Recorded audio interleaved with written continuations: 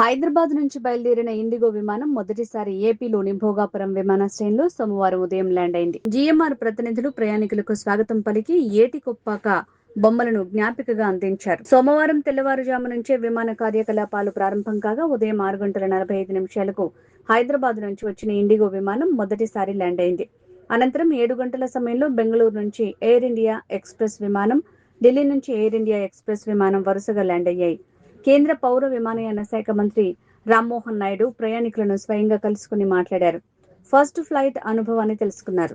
అందరికీ నమస్కారం. ప్రస్తుతం అల్లూరి సీతారామరాజు ఇంటర్నేషనల్ ఎయిర్పోర్ట్ లో మనం ఉన్నాం. ఈ రోజు అంటే ఆగస్టు 17 నుంచి కమర్షియల్ ఫ్లైట్ ఆపరేషన్స్ ని ఈ రోజు నుంచి ప్రారంభించుకుంటున్నాం. చాలా సందడిగా ప్రయాణికుల తాలూకా ఉత్సాహం మధ్యలో ఈ రోజు ఈ కార్యక్రమం జరగడం ఎంతో ఆనందంగా ఉంది. ఫస్ట్ ఫ్లైట్ మనకి హైదరాబాద్ నుంచి ఇండిగో, అలాగే తర్వాత మనకి ఎయిర్ ఇండియా ఎక్స్ప్రెస్ బెంగళూరు నుంచి ఇక్కడ ల్యాండ్ అయిన తర్వాత ప్యాసింజర్స్తో కూడా నేను ఇంటరాక్ట్ అయినప్పుడు వాళ్ళ ఉత్సాహాన్ని నేను చూశాను. అందరూ కూడా ఈ యొక్క ఎయిర్పోర్ట్ని చూసి, ఎయిర్పోర్ట్ తాలూకా అందాన్ని చూసి, ఇక్కడ ఉన్నటువంటి మన సాంప్రదాయాన్ని, మన ఆర్కిటెక్చర్ అన్ని కూడా చూసి ఎంతో మెచ్చుకున్నారు. సో ఎంతో గర్వంగా ఉంది ప్రతి ఒక్కరికి కూడా. అదే ఉద్దేశంతో ఇది కేవలం ఎయిర్పోర్ట్ అనంటే ఒక బిల్డింగ్ లా కాకుండా ఇది మన చరిత్రకు, మన సంపదకు, మన సంస్కృతికి, వాటన్నిటికీ కూడా ఒక ప్రతీకగా ఉండాలి అనే ఆలోచనతో చాలా మనసు పెట్టి ఇది ఒకటి నిర్మించడం జరిగింది. సో అంత అద్భుతంగా ఈరోజు వచ్చినందుకు ఎంతో ఆనందంగా ఉంది.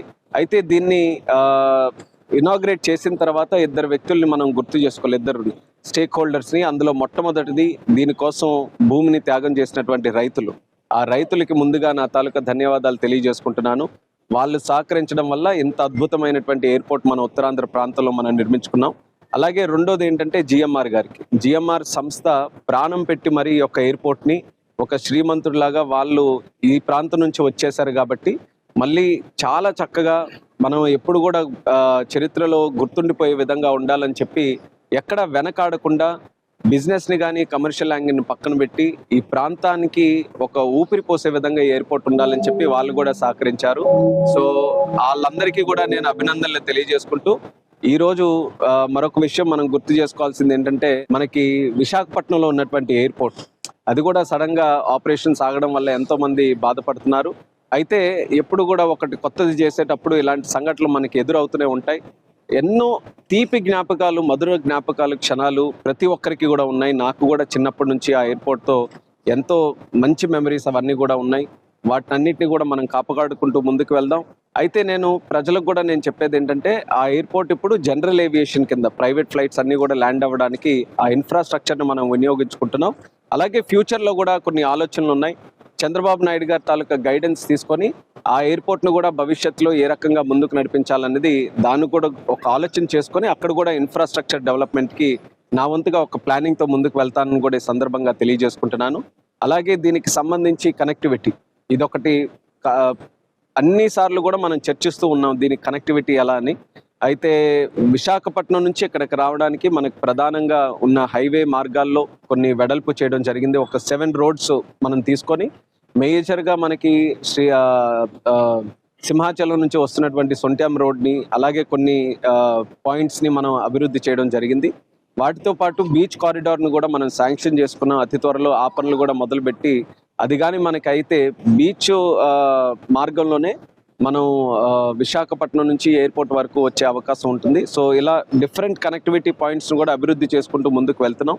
కొన్ని రోజులు అలవాటు అయినంత వరకు కూడా కొంత ఇబ్బంది ఉండొచ్చు, కానీ ప్రతి ఒక్కరిలో కూడా ఇక్కడికి విచ్చేసిన తర్వాత ఈ అద్భుతమైన ఎయిర్పోర్ట్ చూసిన తర్వాత ఎంతో గర్వంగా ప్రతి ఒక్కరు కూడా ఫీల్ అవుతున్నారు. అది చాలా ఆనందంగా ఉంది.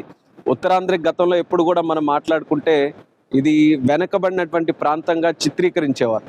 కానీ ఈరోజు ఉత్తరాంధ్రలో ఎవరు అడుగు పెట్టినా మొట్టమొదటిగా భోగాపురం ఎయిర్పోర్ట్ వచ్చిన తర్వాత ప్రపంచం మొత్తం ఇక్కడే ఉందేమో అన్నటువంటి ఆలోచన వాళ్ళకి కలుగుతుంది. ఆ రకంగా పెట్టుబడులు రావడానికి అన్ని విధాలుగా కూడా ఈరోజు ఉత్తరాంధ్రకి ఒక కొత్త ప్రాణం పోసే విధంగా, ఒక కొత్త అధ్యాయం మొదలయ్యే విధంగా ఈ రోజుతో ఈ యొక్క కార్యక్రమం మొదలైంది. దీనికి మన ప్రధానమంత్రి నరేంద్ర మోదీ గారికి, అలాగే మన ముఖ్యమంత్రి వర్యులు చంద్రబాబు నాయుడు గారికి, ఉప ముఖ్యమంత్రి గారు పవన్ కళ్యాణ్ గారికి, అలాగే సోదరులు యువ నాయకులు నారా లోకేష్ అన్న గారికి అందరికీ కూడా నా ధన్యవాదాలు తెలియజేసుకుంటూ ఉత్తరాంధ్ర ప్రజలకి మరొక్కసారి నా శుభాకాంక్షలు తెలియజేసుకుంటున్నాను. భోగాపురం ఎయిర్పోర్ట్ మీ అందరి కోసం ఈరోజు ప్రారంభమైంది, మీ అందరి కోసం వేచి చూస్తుంది. అందరూ కూడా ఆనందంగా ఇక్కడి నుంచి ప్రయాణించండి అని తెలియజేసుకుంటూ సెలవు తీసుకుంటున్నాను.